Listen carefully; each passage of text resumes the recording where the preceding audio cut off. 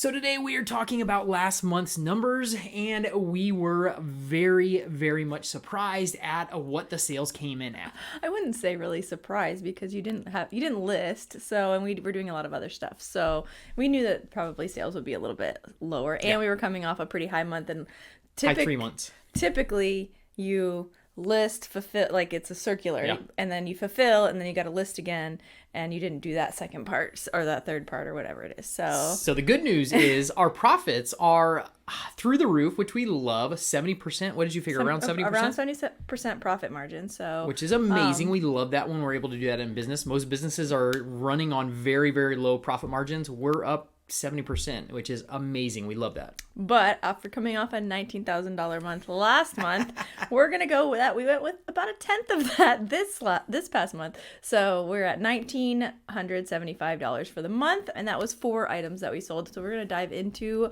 what we sold. Absolutely. No, still 4 items. That's not bad. Love it when we can sell 4 items and make almost $2,000. And like I said, at a 70% profit margin, that's amazing. That is totally awesome. And one cool thing is we only went $15 out of pocket for all the 4. $15! Because some of them we got for free. So the first one was what we paid $15 for, and that was the stroller that you got at the flea market for $15. It was a jogger, but an older kind of jogger, but it was the way the wheels detached, and it was a different... It was made for speed. So they make newer joggers that have swivel wheels. This had a fixed front wheel, and I think it was a baby jogger, if I'm not mistaken. People who are serious runners that are running with a stroller. You can go fast with this stroller. It was all aluminum. I don't like the fixed wheel when I run. Super light. It was a very, very nice stroller. So, and it was old, but definitely a vintage store. I would assume from like the 90s, which is not really vintage, but you know what I mean. It is vintage. Is it really? Yeah. So, 20, 30 years old, but still in pristine condition. Very, very beautiful stroller. Got it for $15 at the flea market. Sold it. It did sit for probably a couple months on eBay, but it was a higher price. We sold it for $500. $500. Paid $15 for it. Sold it for $500.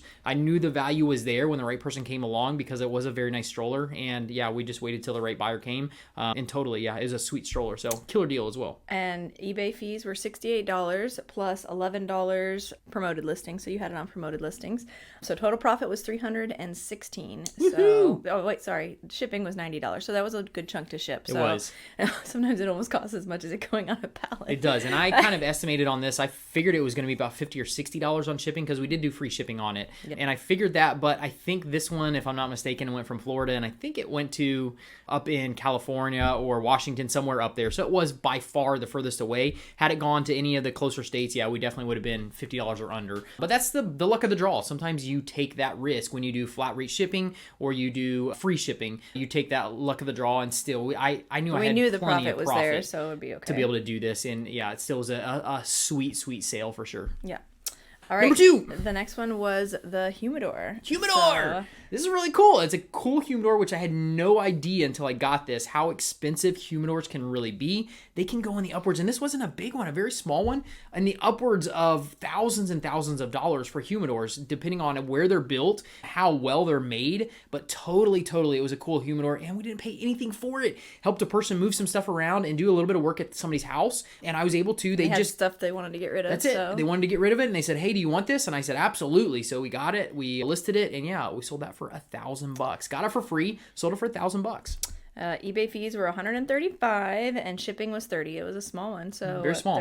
So profit was $835 on that one. $835. So be on the love it. lookout. What would be something that makes a humidor more expensive versus another one? I think the way they're built. So, and definitely brand name. And I, off the top of my head, I can't remember what brand name this was. Do you remember? Did you write it down? No. Okay. But anyways, it was built really, really well. Very well constructed. Very good wood, laminated on the tops. I mean, it's just a beautiful humidor, but very small. Wasn't that big at all. So and we can put a link in or notes to the brand because you can't look out for these brands. I just we'll can't put remember it in the name. description. I just can't remember the name of it. But definitely, if you find them for a good deal, they're worth some money. And some of them, like I said, they make bigger ones like this, and thousands of dollars. Sometimes people will pay for them, and it depends on the design, depends on the type of wood, the finish, and all that kind of stuff. But definitely, you can go in and find some comps before you buy one. Make sure that you're going to be able to make some money on it. But still, killer deal for us. You have another one that's a bigger one that's not worth that much. No, but it's not. because it's just the quality and it the is brand? definitely the quality of the wood, and it's not an actual brand name humidor. So it is a lot bigger. It actually is on legs, so it's almost like a little table. Piece of furniture, yeah. So that one is not worth as much. I have it listed for the same price, but if it was apples to apples,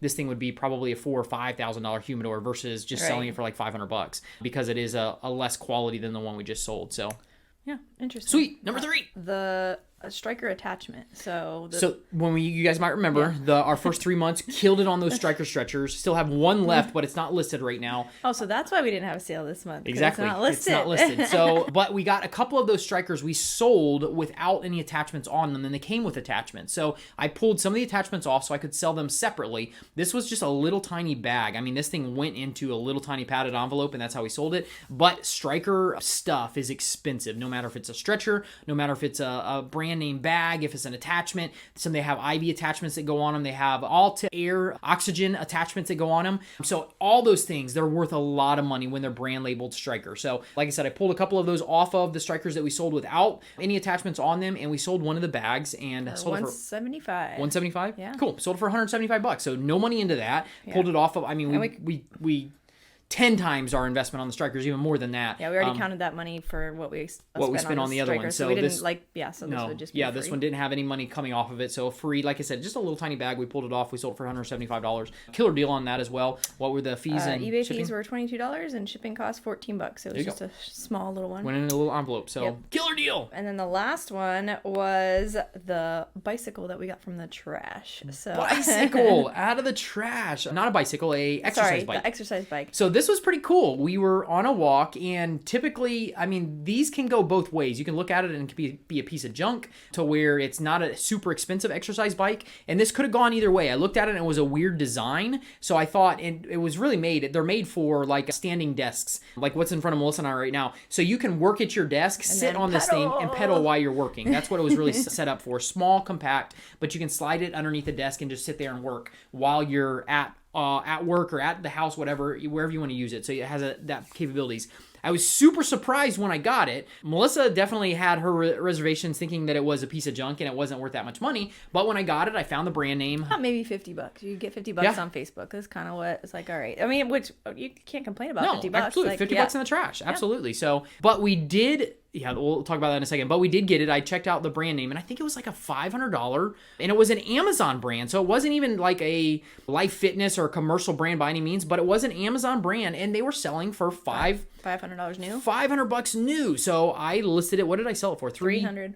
$300, so $299, and I included shipping in that. But yeah, that was the biggest thing is, we got it for free. I cleaned it up. Oh, I did have to do a little repair on it. So I think that's why the people threw it away. Underneath the seat, there's an adjustment on the seat. It would go up and down, and that adjustment was broken. So I ended up having a piece of a plastic, like a scrub brush that I had. I cut the handle off of it, painted it black, and stuck it up underneath it. Yeah, put a washer in it, got it in there. Got it where it works perfect, no issues with it. Put it all back together. And yeah, that was the only repair that I did do to it. That didn't take me super long with it, but I did it, and we were able to sell it for $300. So something out of the trash, didn't cost me any money. I had, like I said, it was an old scrub brush, a plastic scrub brush handle is what I used. I just cut it off with a saw and rounded the edges so it looked nice. And painted it black. Did you see that? Yeah. Painted it black, had black spray paint here, so I didn't have to go and buy anything, and we were able to sell it for $300. So what were the total numbers on this one? eBay fees were $40. Shipping was a little more. It was $120. So that ate into our costs a little bit. It got me on that because I was expecting that I could pull the pedals off because it's a very narrow bike. So I was expecting I could pull the pedals off, get it into a tight box, and not have any issues. And I figured roughly $50, maybe $70 at tops. And I think this is another one of those ones that went across the United States. Again, we've been selling stuff to California and Washington like crazy. So I have a feeling that also went very far, and that's why it cost me more money on the shipping as well. So profit was $140, and we probably could have just sold it locally for like $150, and it might have sold for $150 locally. We tried to sell it. I think I even had it listed on Marketplace. I had it listed. Okay. Well, you had it listed, and we tried to sell it at the yard sale, and I was trying to get $50 for it at the yard sale, and I couldn't sell it for $50. It's true. It's so true. I put a little bit of work into it. Well, I had it fixed at the yard sale too, but it took me a little bit of time to ship it out. I had to create a box and that kind of stuff. So absolutely, I mean, it's still for $140 worth time. Absolutely. So so don't negate stuff that's on the side of the road. We've found thousands of dollars on the side of the road, and they don't always need anything. Like, I mean, we've bed frames, furniture, like that's perfectly good. The other day we were walking home and I saw the garbage men were putting in like a dresser, and I'm like, oh, it just makes me sad that it's like crunching up the dresser. And I know like it could have life, somebody could give it a new life, but because the stuff does go to the landfill.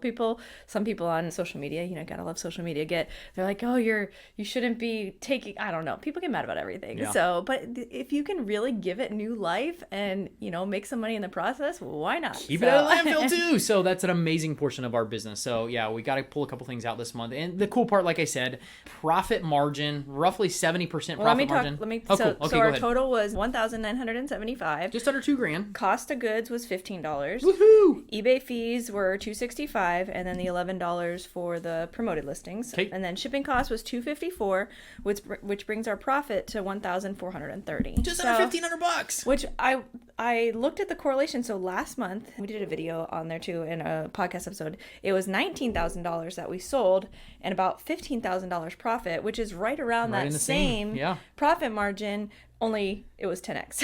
Yep. So it was 10 times. That's a lot more money. Or 10%. But so we stay around hovering on that profit margin, which is pretty cool to just see that. And like it's almost the same numbers, just add a zero.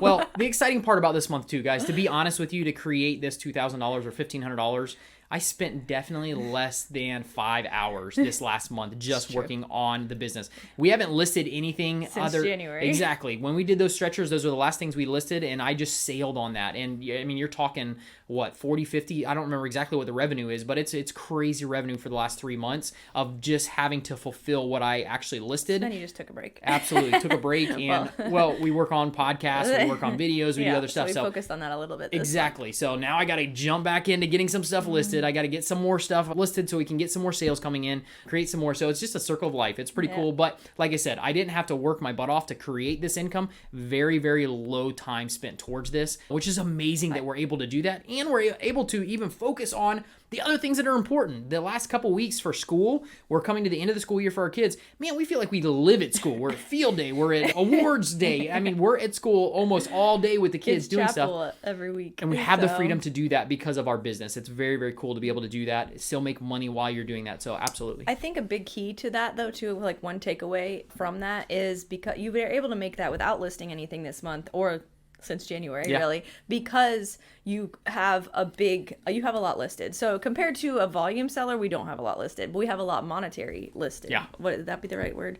We have a lot of money listed. Yeah, but a lot of inventory cost-wise. You have around 80 to 100 is what you try to keep your items at, right? Item-wise, but that's close to, I think we're hovering around $200,000 in inventory. Yeah. So that's working for us. I think what some people get stuck on is, especially when you're starting out, so you go and you list something, like you list 20 items maybe, and I mean that can be a lot. You list 20 and then you just wait for those things to sell and you just wait, but you just got to keep adding on to that, just keep going, and the more you do, you build up that inventory, stuff will start selling. Absolutely. And then you just build that, like Stacy says in our group, I'm listing for this month what my payday is going to be next month, and like you just build up and then stuff will sell that has been listed for a little while because so I think it's just important to keep growing that inventory. Absolutely. And you have to remember too, once you get something listed on eBay will take some time, but they'll start to get that stuff put into Google searches. So people will be out there Google searching something that you have, and if it's the items like we do, they're high profit items, high dollar items typically, but people will do a search on Google and eBay will throw the link in there or throw that picture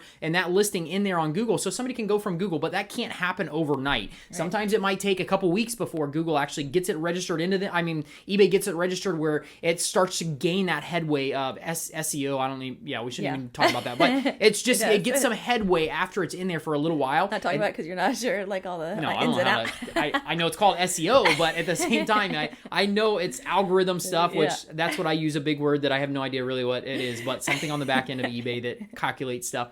Anyways, all that being said is sometimes you have to have stuff listed for a little while before it can get to the right people. So definitely don't get frustrated if you get 20 things listed and you're like, all right, I got to sell one of these things before I do anything else. Keep going with it. The more that you get consistent with your listing, the more consistent your paychecks are going to come in. Yeah, and eBay does love the activity. Even just so yesterday, I haven't helped the kids. We haven't done anything with the kids account in a long time. There's just been stuff there. I haven't even logged into that account, and then I was worried it's supposed to go to my email, and then I'm like, what if I missed a sale and I haven't turned it off? There's like 10 things listed in there, and then I didn't have the notification since my phone went swimming a month ago, I haven't had eBay notifications. I'm like, crap, what if something sold and I didn't know? So I logged in because I wanted to actually buy something. I bought something, and the next day one of the items sold. And I'm like, all right, well, I guess good thing I have the notifications on for one. But yeah, I mean, just eBay loves activity. That thing has been listed for a year at least. So, and then it sold after I go in and I buy something. So they definitely love activity. I mean, that's not a very, like, it's not cut and dry. No, it doesn't always happen. It doesn't always happen. And I'm not saying like you're going to go list something or buy something and you're going to sell something, but they do like activity, and it does show. So absolutely. Guys, if you love these tips and tricks we're bringing you, go check out this next video.